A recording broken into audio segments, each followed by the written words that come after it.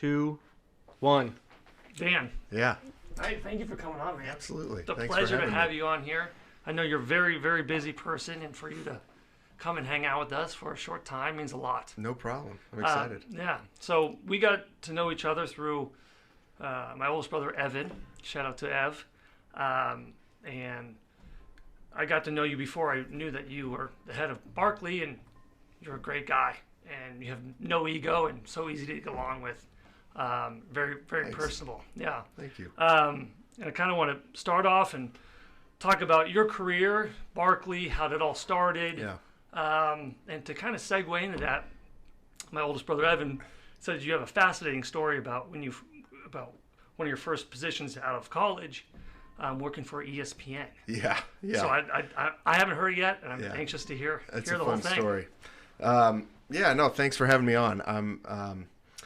That story is pretty funny. I don't know that I could pull it off today, but back then I came out of film school, moved back to Kansas City, and I wanted to write, so I got a job doing some freelance writing, and mostly in sports. It happened to be the summer that George Brett was going after 3,000 hits, so I got a chance to do a story on that for a local tabloid, and anyway, and I realized after a few months I needed a full-time job, and so I actually got a job down in Texas as a sports writer. I was there for about a year, and small town paper, great experience. I wrote like 10 stories a week, awesome experience, but I was ready to get out after about a year, and I got in the mail a copy of Sports Illustrated, and it had a cover story on ESPN, and ESPN was taking off. It was the early 90s, and it was kind of in its heyday. And I was like, wow, this is where I got to go get my next job. And so I went through the magazine. I underlined some names in there, and I sent off a little story about basically how I'd never get a job at ESPN because I didn't know anybody. And I was working in Texas, and there was no way they were going to find me there. And Because they're headquartered in Connecticut? In Connecticut. Yeah. And I sent it off to the names I'd underlined in the article, and one of this guy called me in Texas, and he's like, "Hey, I saw your note, and it's pretty clever, and I started at a small newspaper, so I understand where you're coming from, but it sounds like you got great experience. If you want to get a job here, you got to talk to this guy Al." And I'm like, "Oh, Al was on my list. I sent him my note." Yeah. He's like, "Well, Al gets a lot of notes. You might want to follow up with him." So I start calling Al's office, and I get his secretary a few times, and I follow up. Nothing. I can't talk to Al. And one day I'm in Texas. I come home from work, and I have a letter from ESPN.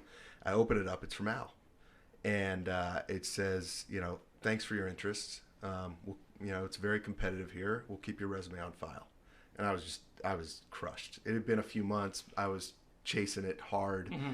And I was crushed. And I just kind of instinctively went inside, and I picked up the phone, and I called the office. And I got Al's secretary. And I was like, "Hey, this is Dan Fromm. I just got a letter from Al." And she goes, "Oh, does he want you to come in for an interview?" I go, "Yeah." Yeah, sure. And she goes, "Great. When do you want to come in?" So I go out to Connecticut. I do this interview with Al. At that time, Al hired everybody at the network.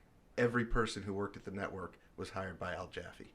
And I was applying for a production assistant job. I went in there, and it was basically 20 minutes of hardcore sports knowledge. It was a test. Like, he wanted to know who the best sixth man in the NBA was, and who do you think's going to win the AL Central, and who's got the best defense, and the NFC East, and just like one after the other. And I was pretty on top of it. I was working as a sports writer. I was bored in Texas. I read the AP Wire constantly, Sports Illustrated constantly. So I was doing pretty well. Yeah. I was feeling good. And then he looks up and he goes, "Okay, great." And we're about the end. He goes, "Who's going to win the Vezina Trophy this year?" And I was like, I think that's a hockey award. I'm not sure. I'm like, I'm going to go for it. I figure if I'm right about this, I get the job. Mm-hmm. And I go, "Now, is that for goalie or MVP?" And I'm thinking, if it's either one, it's a home run, right? Mm-hmm. And I'll never forget. He just looks at me. He's like, "Goalie." And I was like, "Oh, no. I just bombed." Yeah. And I was all depressed. I went back to Texas, and I went into the office and I basically mocked up this fake newspaper, and it was called the Jaffe Journal. Al Jaffe was the guy, and the headline just said "Fromm flounders on frozen pond," and it had a history of the Vezina Trophy and a picture of Patrick Waugh, who was going to win the trophy that year, hands down. And then I just wrote a note on the bag, and I said, "Hey, I'm a reporter, and I know how to do research, and I know how to find out an answer when I don't know it. Mm-hmm. If I get the job, that's what I'm going to do." Yeah. And I sent it to him, and he never saw it. He hired everybody at the network. His office was full of FedEx envelopes of tapes and resumes and everything. But this other guy that had reached out to me earlier saw it. And he went into Al's office and left it on his desk and said, "I want this guy here in 2 weeks." Wow. So that was it. Wow, that's amazing. Yeah. And so how long were you there? I was there 6 years. Okay. Yeah. And so going from there, how did you end up starting Barkley? Well, I didn't start Barkley. Okay, sorry. So I left. I loved ESPN. Great time to be there. Just tons of opportunity because we were growing really fast. But I kind of felt like I needed to, make another move in my career. I felt like I had done a lot there, but I also wanted to be back in Kansas City. And so I moved back. I wasn't sure what I was going to do. I had a year left on my contract with ESPN. And my dad started Barkley in 1964. Through a connection a guy that I knew who worked there, he and I had gotten to know each other when I was at ESPN, and he had an idea to start a sports marketing agency, a department within Barkley. And so he and I worked together when I moved back here and wrote a business plan for this sports marketing department. We took it to my dad, and we said, "Hey, we're going to do this as part of Barkley." And my dad had just sold the company to the employees through an ESOP. And he's like, "This is a great idea, but you got to go talk to the new CEO, and I'm sure he's going to want to do it." And so we went and talked to him. We walked him through the business plan, and the guy was like, "This is a great idea. I'm sure it's what we need to do, but right now we just took on this new ownership structure. Like we got to stay focused. So good luck." And so my partner and I, he left his job. I finished out my contract with ESPN, and we started a sports marketing agency. And it was called Three Wide Marketing, and we helped companies activate sponsorships in sports, NASCAR, NFL, college football. We ran it for about 5 years, and then the same guy who was in charge of Barkley at the time approached us after about 5 years and said, "Hey, I think we want that now." And so they acquired it in 2003, and I went to work there, and it's been 17 years. How has Barkley evolved from when you started working there? Yeah, it's night and day.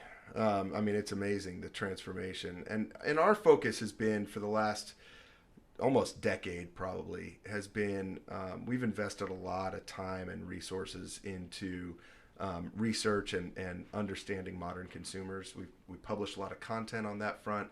We've published books about marketing to Gen Z, about millennials, all about modern consumers, and that's kind of our focus, is making sure we understand modern consumers better than anybody else, and then using that information and those insights to help build modern brands. And that's kind of what we do. How I know your industry is very, very competitive. Yeah. How kind of talk about the landscape there, how that's evolved over the last 10 years, and how that's shaping up today. Yeah, it's interesting. And I think it's hard because it's a bit of a moving target.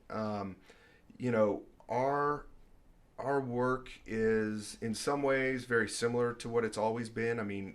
Creative ideas are at the center of what we do. And at the same time, I think companies are looking for help in more places. And so we do end up competing with both traditional agencies as well as a little bit more consultants, brand strategists, things like that are a little bit new over time, especially on the consultancy side. But those worlds are colliding more and more, and it seems like we love those kinds of projects that are a little more open-ended about hey, this isn't about a specific communications challenge, but just a growth challenge. Where are we going to go to grow? How are we going to grow? And so we love that kind of assignment. Do you have to be niche in terms of the industry that you're serving? Like, do you only have to? We're only going to do fitness commercials. Right. Yeah. Right. Yeah. I mean, there's a benefit to niche, and there are agencies who do well in that. We've always been a little bit more broad, and a little bit more focused, on understanding the consumer, and that consumer goes across categories, right? So we have a pretty healthy retail practice in restaurant and other retail, fitness. We have a really good healthcare practice, and CPG. We have a pretty good diverse portfolio of clients, but the commonality is that understanding how modern consumers behave and what they want from brands when they go make choices, and that applies to a lot of categories. Yeah, well, I'm sure when you're pitching new business, say for a large coffee conglomerate, they're going to know what you've done with previous coffee brands. Yeah, a lot of looking at your past book. Yeah, for sure. They want to know what you've done. It's interesting. They want to know what you've done in relevant categories, but at the same time, for the most part, there are competitive issues in our business, and so if we have a client in coffee, we probably only have one. Gotcha. And so it's interesting, but a lot of times, what's kind of ironic is a lot of times that client will come in and say, "Hey, we want to be the only coffee client that you have, but show us your experience in this category," right? Well, if we don't have any other clients, how are we going to show you that experience? But so you show them relevant experience. You say, "Hey, here's what we've done in other packaged goods. This company over here, it may be in paper goods, but they had a similar problem. They didn't have distribution in more than one big retailer, and here's how we grew their distribution through marketing and brand strategy and communication." Is there any recently completed projects that you're excited about that you can maybe talk about? One thing I mentioned to you, that's timely is we did just launch a new campaign for Planet Fitness, and that's pretty fun. The team that worked on it was obviously onto something from a customer insight standpoint and a category insight standpoint, because they developed this campaign at the end of last year, and then this Peloton spot came out that kind of grabbed a bunch of headlines in our business that missed the mark in some ways. And we already had this campaign in the can, but it wasn't supposed to run for a few months. And so that once we saw that, the client saw it, we talked to them, and it was pretty easy to move that up in the rotation, and it just became a really relevant, timely campaign to have out there. And so that one is pretty fun. Anytime you hit the market just right. Yeah, you hit the timing of the cultural conversation just right, and it's pretty fun to be a part of that. Yeah. What is Barkley's focus over the next 3 years? Great question. So we're on this path, and again, we're really consistent about how we talk to prospects and clients about what we're focused on, and so it starts with understanding modern brands. We do that in service or modern consumers. We do that in service of helping build modern brands. And we think modern brands have to work across a spectrum of ideas. Modern brands aren't just what they say on TV or how they design packaging. It's got to start with internal culture, how they hire, what the employees believe, right? How they think about product innovation, how they think about purpose and sustainability, and how they communicate. All those things have to work together, and that's what we're focused on, is making sure we're connecting everything from the inside out, and making sure that our clients understand the importance of that. You can't just make up a good campaign, and if it's not true to what the brand is about and how they behave, then it's going to fall flat. Well, I think so. As the internet evolves, being genuine and authentic, I think brands that can remain that consistency with being authentic and genuine to who they are the ones that are going to win long term. Absolutely right. I totally agree. And I think a lot of times it's making sure that you've done the work to define that, what authenticity means for you and for your brand. And some brands are further along on that, and some are still figuring it out. Yeah. So lastly, who is your biggest influencer or mentor? That's a tough one. There have been lots of them. It's funny, and one that comes to mind in Kansas City. Early in my career, I was a part of the Hellsberg mentoring program, which was amazing, and I got paired up with a mentor, a guy named Barney Carbank, who had a profound impact on me as an early kind of entrepreneur, having started my own agency. And so definitely Barney. He was an icon in Kansas City. I'll never forget the first time I went to meet with him down at his office was at One Kansas City Place downtown. Okay. He had this amazing office with a view, that was unparalleled. Yeah. And I was pretty nervous, and I'm going up to meet him. I go up to his office, and we talk for a few minutes, and then he said, let's go get lunch. So we go downstairs, and there's a restaurant down there right by the office called Italian Gardens. Okay. I don't know if you remember Italian Gardens, but we walk in, and I hadn't been there in a while, but I had been around Kansas City a long time. It was kind of an iconic place. And we go in, we sit down at a booth, and waitress comes over and is like, what are you having today? And she just looks at me, and I looked at Barney, and then she looked at Barney and kind of smiled and goes, well, he's having the Carbank salad. What are you having today? And I was like, I guess I'm having the Carbank salad. I'll make it too. Yeah, whatever he's having. But he was a huge influence. I'll tell you the other one for me was a teacher I had in film school who actually taught writing, and that was always my passion. Writing has always been a passion of mine, and a guy named Jack Falla, he was amazing. I mentioned I was interested in sports. When he was teaching, he was still doing some writing for Sports Illustrated at that time. And in fact, at the time, when I took his class, he was the only writer in Sports Illustrated history who had ever written 2 cover stories for SI on the same person inside of 12 months. It just didn't happen back then. And so, one, to get a cover about the same person inside of 12 months, editorially, would have to be somebody huge. And then to have the same writer do it. Who was it? It was Wayne Gretzky. Yeah. And the great one. The great one, yeah. So Jack Falla wrote 2 cover stories on Gretzky, and he taught this amazing little small writing class at BU, and he had a really important impact on me early on. So that's awesome. Yeah. Well, thank you so much for sharing. Yeah. It's been excellent. Got to know you a little bit more, and hopefully our viewers enjoyed that. And look forward to seeing more content from you guys on our TV and on the computer. Yeah. Thank you so much for having me. Thank you, Dan. Thanks. Appreciate it. See ya. Cool. That was easy enough, wasn't it?